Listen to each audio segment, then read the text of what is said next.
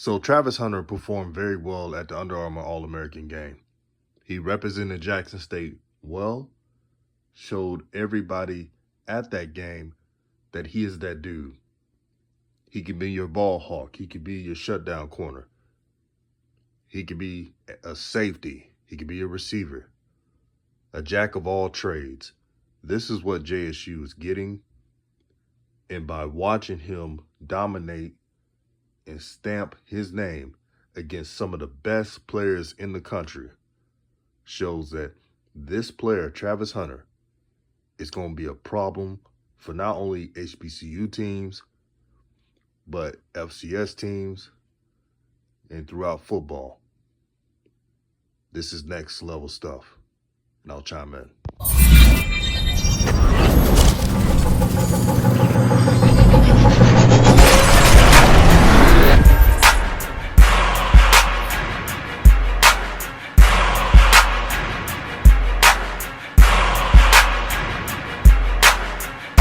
What's good, everyone? This is DJ's Raw and Cut Truth, giving you the raw content that you deservedly need.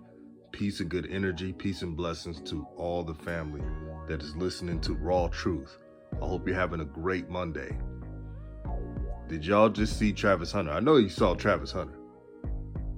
Again, these phony scouts, talent evaluators, I'm talking to you.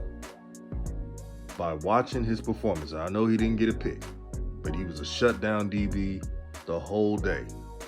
I know that there was one double move or so by Luther Burden, which is the #1 receiver in the country, committed to Mizzou. I know he did that one good move on Travis Hunter, but besides that was about it. And if that's the only thing that a cornerback could get kind of beat on, that's elite company. Been shutting down everybody else. I saw what it could be. The hand-eye coordination, the speed, the vertical. This young brother has it all. And I see why a lot of shines are mad at Jackson State. They didn't want that school, JSU, the I love. They didn't want that school to get a player like this. That's why it was the national hissy fit across all of media. But I bet you if Travis Hunter committed to Georgia, everybody and their mama would have been patting this young brother in the back saying, you made the right choice. You made a smart decision by leaving Florida State to go to a potential championship team in Georgia. Everybody would have said it. But just because a young black man decides to come home to his people and others who understand his culture, his way of life, there's shame, there's ridicule. But I believe all the blowback, all the despair and disrespect, it would all be silenced when Jackson State plays next season. So talk your mess now. Say how Jackson State is going to screw up a game and lose one. Say it all. Because when this next coming signing day happens, it's going to be something to see. Now, there was a Perkins, the linebacker. I knew he was not, the 5-star linebacker that is, I knew he was not going to go to Jackson State. I knew it was Texas A&M. I'd be reading the message boards. I didn't believe that LSU was going to get him. I knew it was Texas A&M all along. And you know how these young brothers are. You know, they want to wait. And they have that right to wait till the All-American game, even though they've been knowing. Perkins has been knowing his decision for like 5 months. He was always a Texas A&M lean.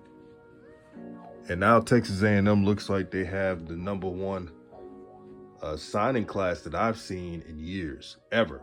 This is probably the best signing class I've ever seen from an FBS team.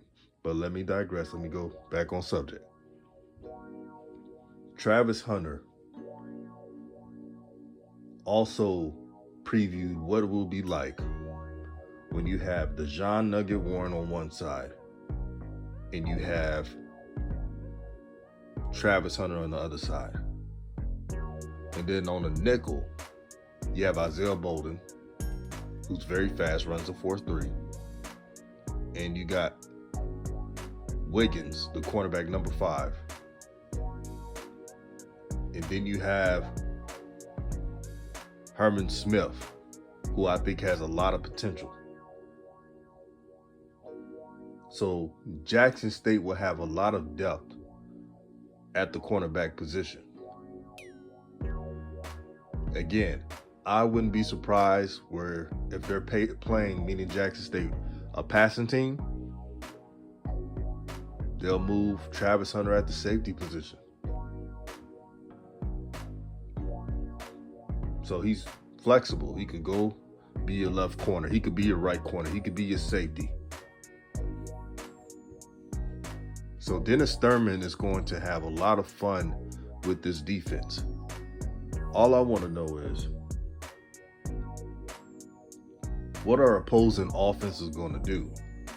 I'm going to tell you what they're going to do. They're not going, I'm going to give you an example, like Grambling State, which will have, I believe, a high-powered offense with Hugh Jackson. They just got a transfer 4-star quarterback from UCLA who's battle-tested, good film. He can run, he can throw. He doesn't depend on the run, but he runs to throw the ball. Those are the most dangerous quarterbacks. A QB that has the ability to run, but he only runs to look for the throw. And that's what hurt Jackson State last season in their loss. 2 losses, that is. For Jackson State to really have that type of season and go undefeated, which will be even tougher next season because the SWAC has updated all their recruiting strengths. I mentioned Grambling. Alabama A&M is doing a thing in the transfer portal. And whoever is the starting quarterback of Alabama A&M, they will have a team full of fast players. So their team is going to be built to win. FAMU, they're doing their thing. Southern doing their thing. I'm still waiting on PV. Hopefully they'll hire a coach. If they haven't, let me know if they hired one yet. I got to look into it, but the SWAC has improved a lot. Mississippi Valley State recruited well. The list goes on. Texas Southern will have their offense return, and Andrew Body, he's going to be looking to put on a show next season. So next year in the SWAC could potentially be one of the toughest conferences in the FCS. I said it. Yeah, I said it. Let me repeat that again for the people in the back. The SWAC next year has the potential. I'm not saying they are going to be, but they have the potential, if this is played right, to be the premier conference in the FCS. And if that happens, and if the SWAC can send a couple teams to the playoffs and then the winner of the SWAC to the Celebration Bowl, man, that's going to be a game changer. I believe in the potential of these players. I believe in these coaches. I believe in a vision. And I think that's possible. But in closing, all I got to say is, just thinking about that tandem, the John Nugget Warren and Travis Hunter, you're going to get a lot of interceptions. You're going to get a lot of coverage sacks.